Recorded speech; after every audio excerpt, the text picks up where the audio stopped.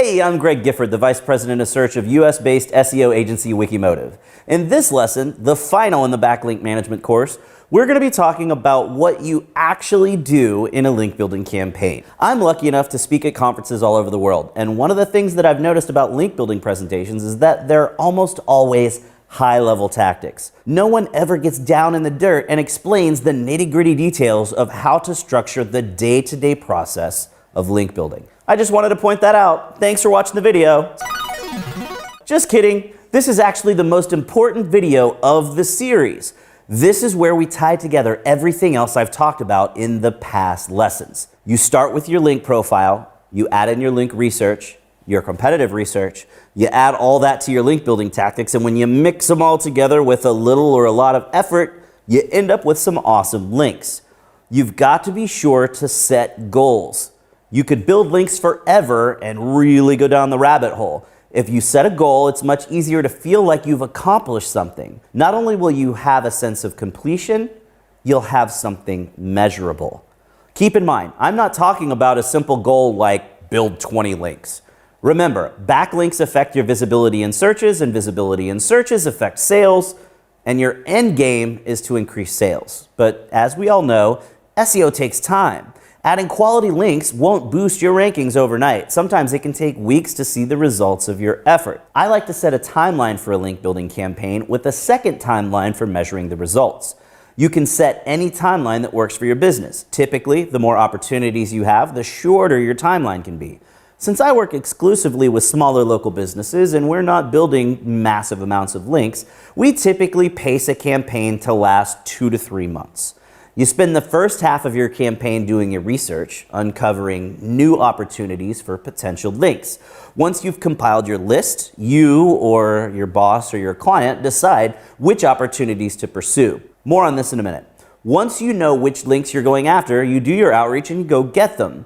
Once the campaign is finished, you scrub your list of opportunities, removing the links that you acquired and any that are no longer opportunities, and then you start your next campaign with your updated list. During each campaign, you measure the performance of the previous campaign. So for example, if you're on a 2-month cycle, during your second backlink campaign, you're also measuring the results of the first campaign, and during the third, you're measuring the second, and so on. I suggest creating a spreadsheet to keep track of your backlink opportunities.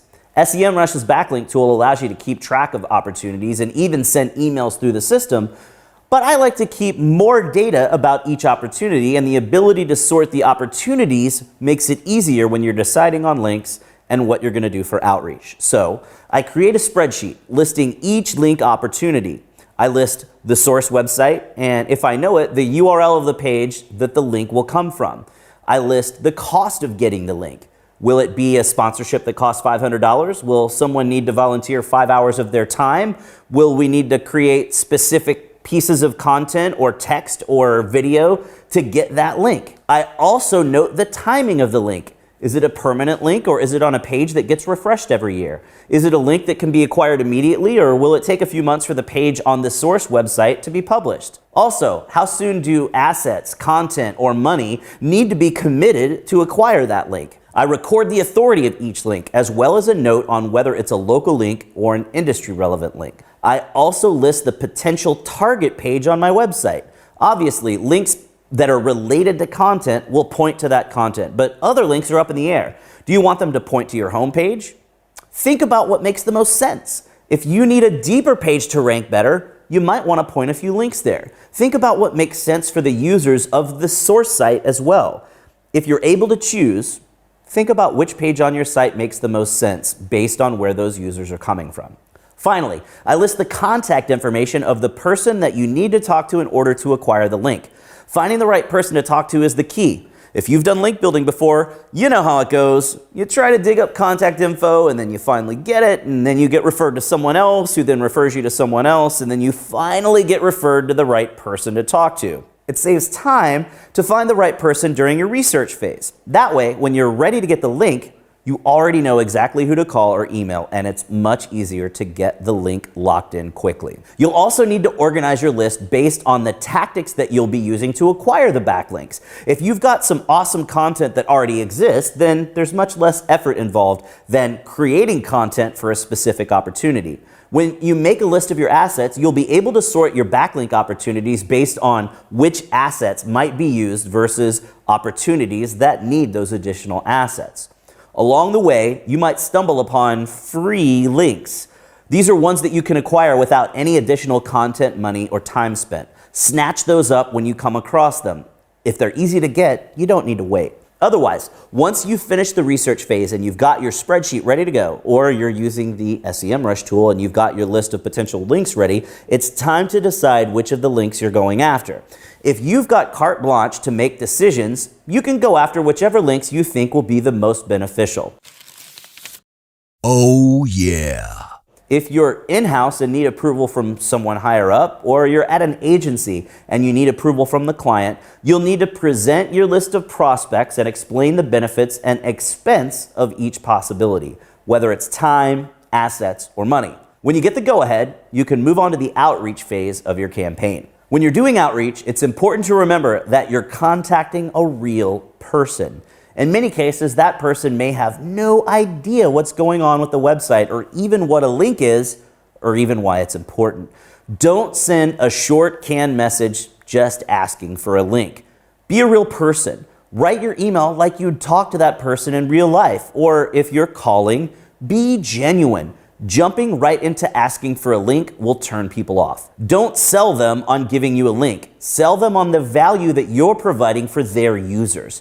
They don't care about links, but they do care about their audience and their customers. If you show them that you're genuine and you're not like all the spammers that they're constantly hearing from, and you show them the value that you're providing, you're much more likely to get the backlink. If they're not web savvy, be prepared to walk them through the process of setting up that link, or help them understand what they need to tell their web guy. You're probably gonna have to follow up.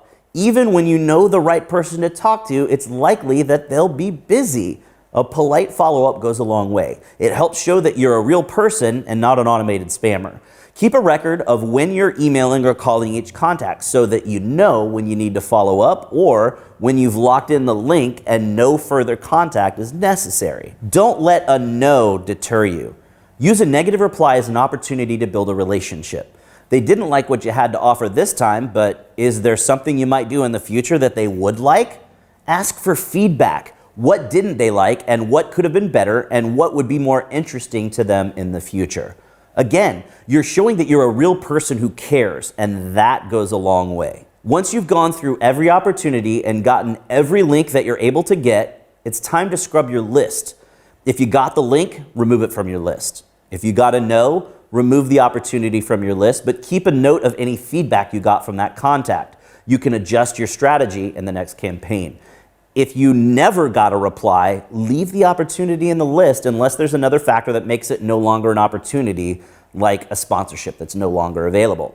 You should now have a list that includes the opportunities you didn't pursue, the opportunities you didn't hear back from, and the opportunities who told you no but provided feedback. Use this as your base list in your next backlink campaign, adding it into your research phase. And then it's simply rinse and repeat. When one campaign ends, another begins. So hey, that's it for the last lesson in the backlink management course. We hope you learned something awesome. If you've got any questions, feel free to tweet them to me directly at Gifford, or to the awesome team of pros over at the SEMrush Academy at SEMrush Academy. If you've watched all the videos in this course, then you're ready to head over to the SEMrush Academy page and take the test so you can get officially SEMrush certified.